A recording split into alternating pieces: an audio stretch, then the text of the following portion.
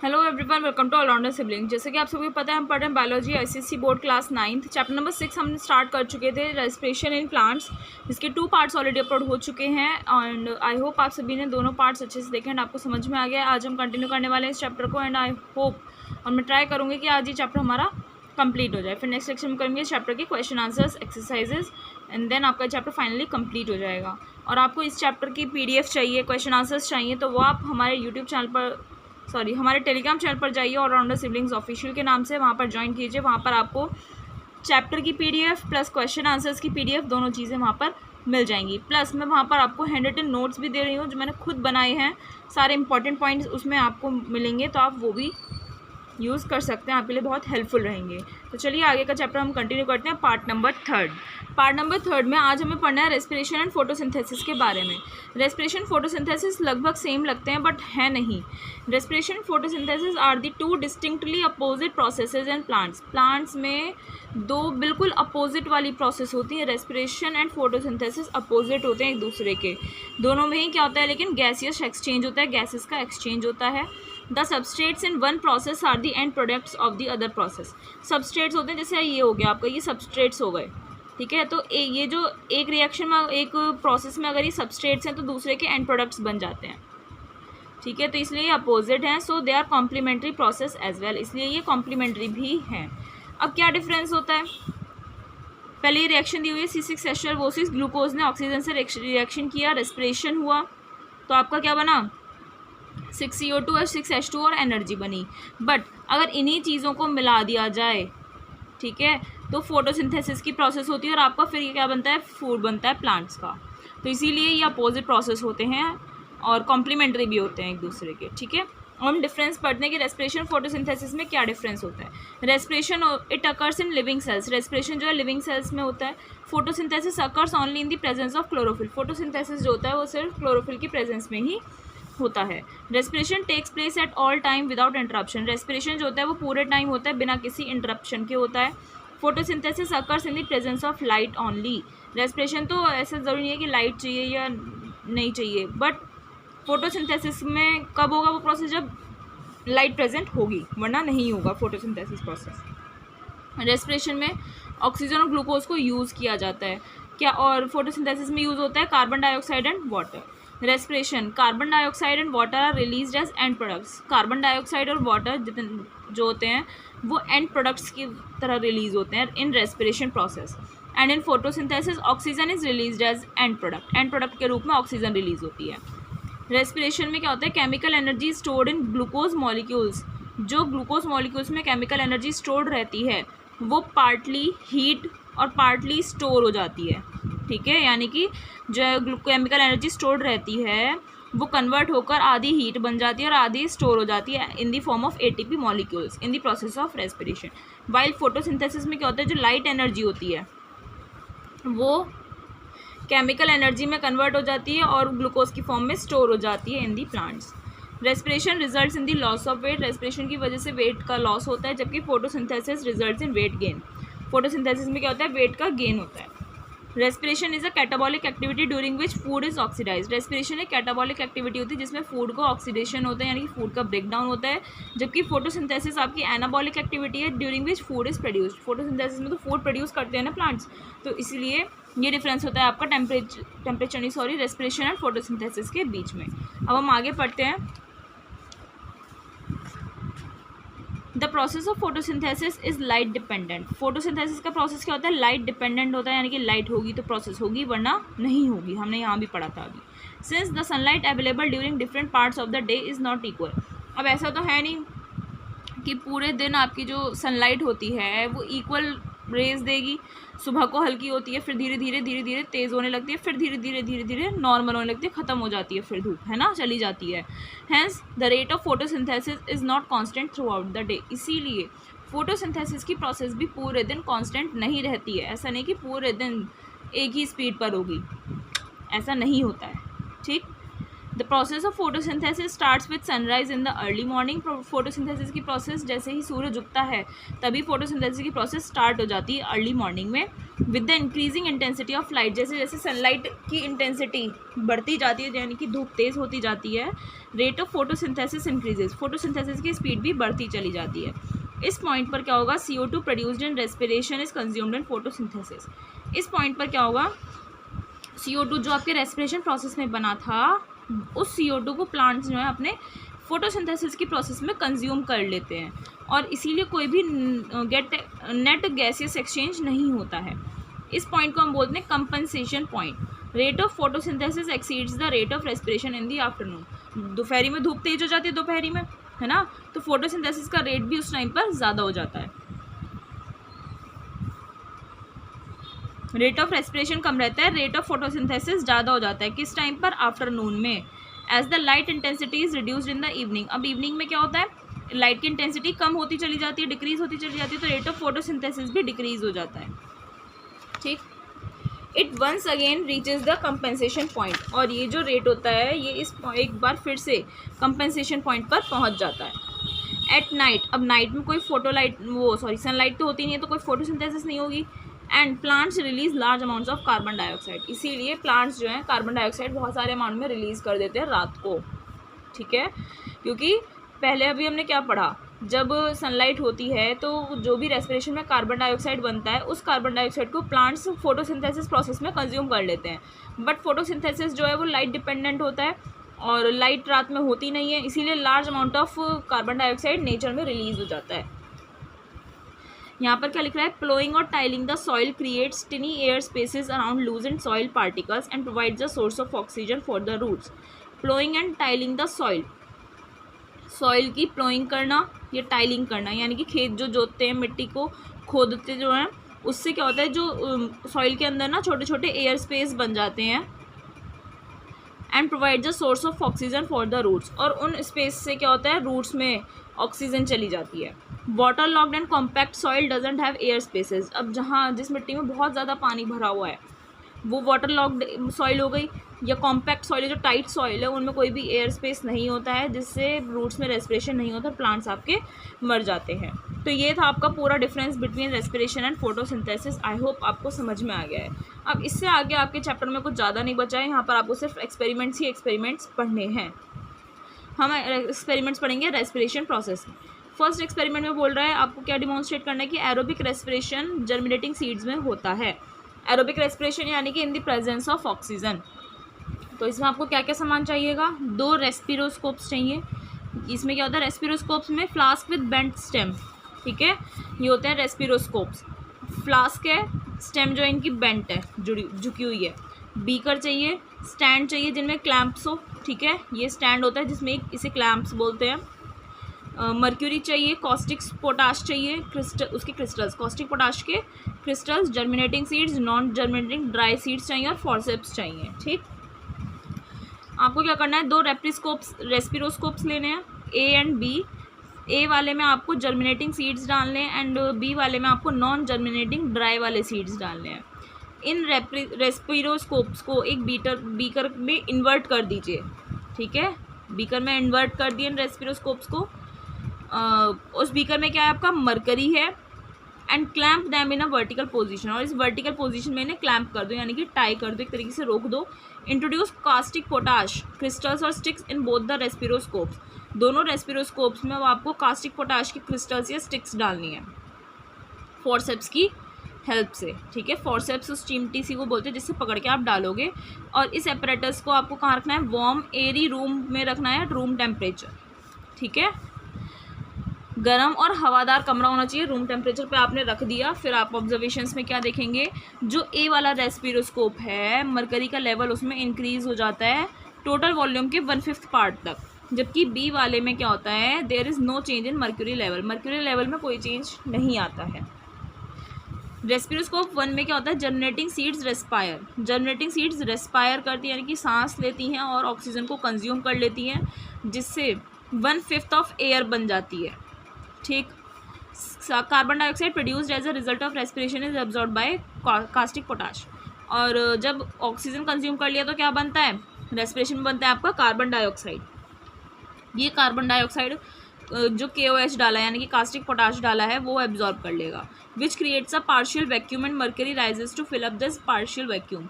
अब carbon dioxide absorb कर लिया, उससे क्या होगा, वैक्यूम क्रिएट हो जाएगा वहाँ पर। जब कोई गैस नहीं रहेगी तो वहाँ पर वैक्यूम क्रिएट हो जाएगा, और ये मर्करी जो है ना उस गैप को, उस पार्शियल वैक्यूम को फिलअप करने के लिए राइज हो जाएगी, ऊपर उठ जाएगी, ठीक है।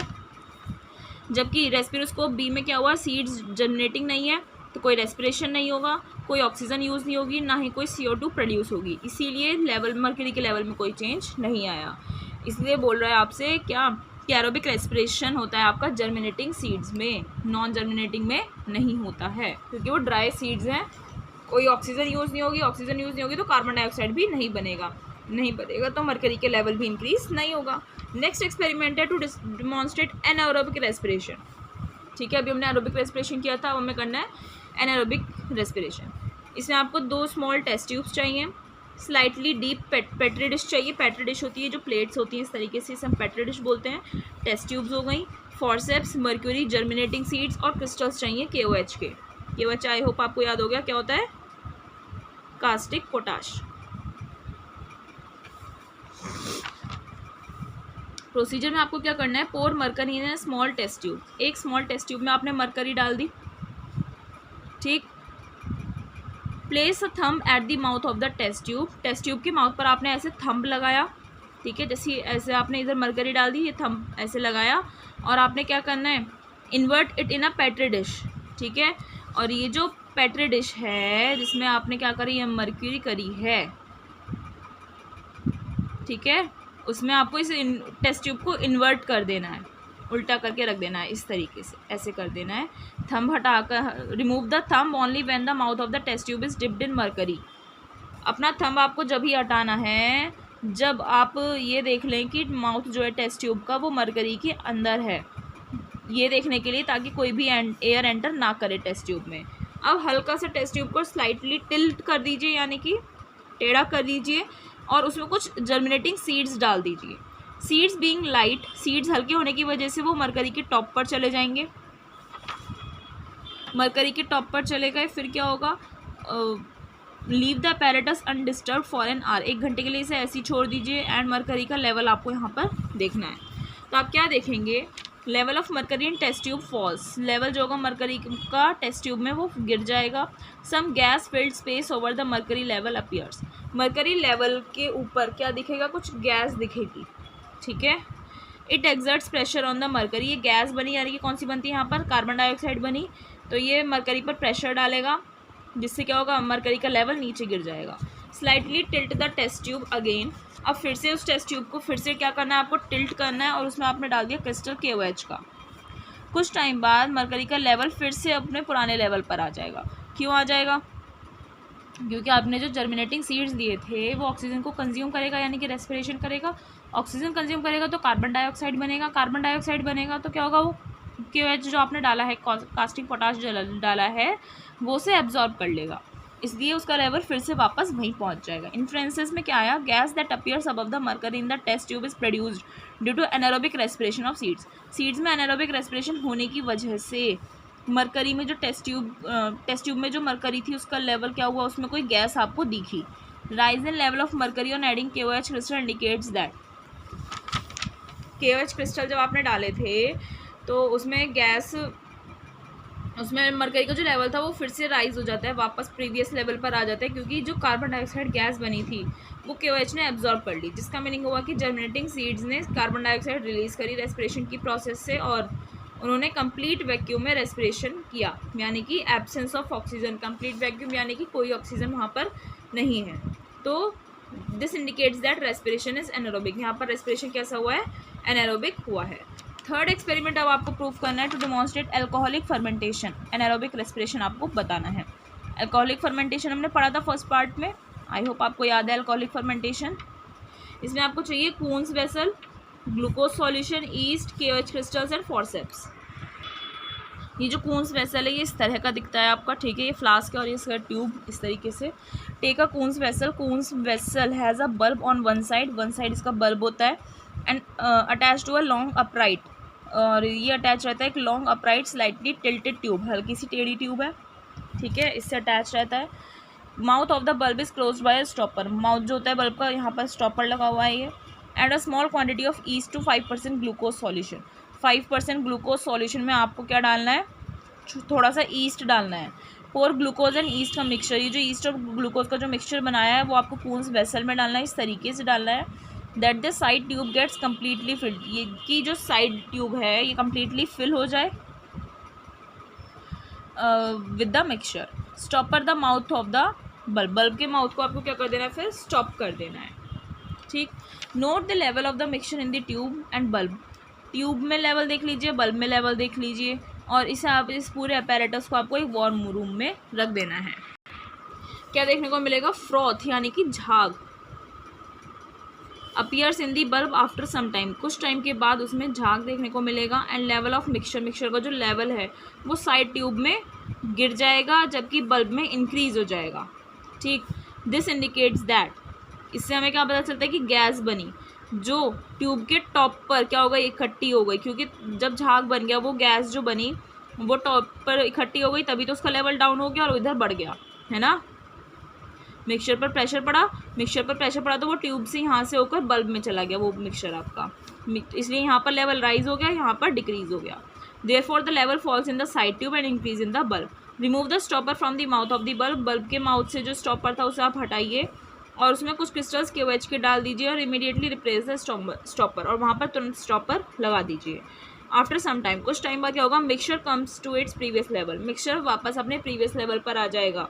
ठीक है, बल्ब में भी और साइड ट्यूब में भी। क्यों आ जाएगा, KOH डालने से क्या होगा, जितनी भी कार्बन डाइऑक्साइड बनी होगी वो आपकी एब्जॉर्ब कर लेगा KOH, है ना, तो आपके जो लेवल था वो वहीं पर आ जाएगा। नेक्स्ट एक्सपेरिमेंट है आपका, एक्सपेरिमेंट पढ़ने से पहले यहाँ पर देखिए क्या लिख रहा है, this indicates that gas is CO2, झाग बन गया यानी कि गैस कौन सी है, CO2 है। Mixture also emits smell of alcohol, और इस मिक्सचर से एल्कोहल की सी स्मेल आती है। इसका मीनिंग हो गया एल्कोहल और कार्बन डाइऑक्साइड दोनों बने हैं फर्मेंटेशन में, हमने यही पढ़ा था क्या होता है, एल्कोहल भी बनता है और कार्बन डाइऑक्साइड भी बनती है। प्रिकॉशंस देखते हैं अब इसके। साइड ट्यूब ऑफ पूंस vessel should be completely filled with yeast glucose mixture, पूंस वेसल की जो साइड ट्यूब देखी हमने ये पूरी फिल्ड होनी चाहिए with the glucose east mixture. Stopper the apparatus tightly so that it is air tight, यहाँ पर स्टॉपर जो आपको टाइटली बांधना है, लगाना है, ताकि कोई भी एयर ना जा पाए। When the stopper is remove to add KOH crystals immediately replace it, जब आपने KOH क्रिस्टल्स डालने के लिए स्टॉपर को हटाया तो तुरंत आपको लगाना है, ऐसा नहीं कि 1-2 मिनट रुक गए, नहीं, तुरंत लगाना है ताकि कोई भी एयर ना जा पाए। नेक्स्ट एक्सपेरिमेंट है आपका experiment number 4, to prove that CO2 is release in the respiration of green plants. ये प्रूव करना है आपको कि CO2 रिलीज होती है जब ग्रीन प्लांट्स रेस्पिरेशन करते हैं। इसमें आपको चाहिए U-ट्यूब जिसमें सोडा लाइम मिक्सचर हो, ठीक है, U-ट्यूब इसमें सोडा लाइम है, 2 बॉटल्स हैं जिनमें क्लियर लाइम वाटर है, ठीक, ये रहा एक लाइम वाटर, ये रहा, और एक यहाँ पर है। एक बेल जार चाहिए इनक्लोजिंग अ पॉटेड प्लांट, एक बेल जार चाहिए जिसके अंदर क्या है आपका पॉटेड प्लांट है। ब्लैक क्लॉथ चाहिए, वैसलीन और डिलीवरी ट्यूब्स, ये होती हैं आपकी डिलीवरी ट्यूब्स। ठीक है, प्रोसीजर में क्या करना है, place a potted plant on a glass sheet, glass sheet पर आपको एक पॉटेड प्लांट रखना है, इस तरीके से रख दिया, and cover it with the help of bell jar, ये प्लांट रख दिया आपने, और फिर इसे आपको क्या करना है, बेल जार से इस तरीके से कवर करना है। Apply Vaseline on the rims of bell jar, bell jar की जो किनारी है यहाँ पर आपको वैसलीन लगानी है ताकि वहाँ से क्या हो जाए, वो एयर टाइट हो जाए। Connect this bell jar with 2 bottles B and D, अब इस बेल जार को आपको क्या करना है, इस यहाँ से और यहाँ से इस तरीके से कनेक्ट कर देना है, जिसमें दोनों में क्या है आपका क्लियर लाइम वाटर है, डिलीवरी ट्यूब से आपको कनेक्ट करना है। कनेक्ट 1 बॉटल विद अ U-ट्यूब, जो ये B वाली बॉटल है ना, इसे आपको U-ट्यूब से कनेक्ट करना है with the help of delivery tubes. ठीक है, इसमें क्या है आपका सोडा लाइम है, और दूसरे अनदर बॉटल D, ये जो D वाली बॉटल है इसमें आपको एयर सक्शन पंप लगाना है डिलीवरी ट्यूब्स की हेल्प से। ठीक है, ensure that no leakage of air takes place from the bell jar, air से इस बेल जार में से कोई भी एयर का लीकेज नहीं होना चाहिए, और इस बेल जार को आपको ब्लैक क्लॉथ से क्या करना है, कवर करना है, ताकि फोटोसिंथेसिस इसमें ना हो पाए।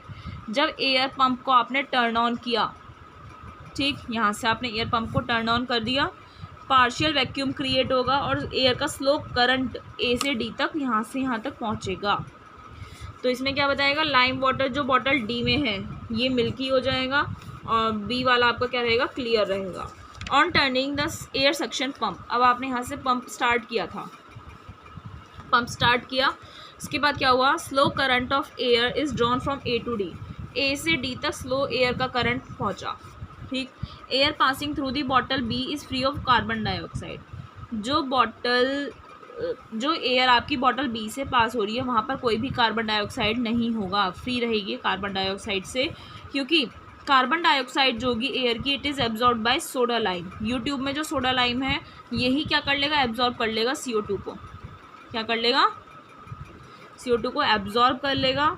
Hence lime water in the bottle B remains clear, इसलिए लाइम वाटर बी में जो है वो क्या रहेगा, आपका क्लियर रहेगा और मिल्की नहीं होगा, जबकि लाइम वाटर डी में जो है वो मिल्की हो जाएगा, जो हमें ये प्रूफ करता है CO2 must have been produced by plant, कि प्लांट ने CO2 गैस प्रोड्यूस करी है ड्यूरिंग रेस्पिरेशन की प्रोसेस के दौरान, ठीक।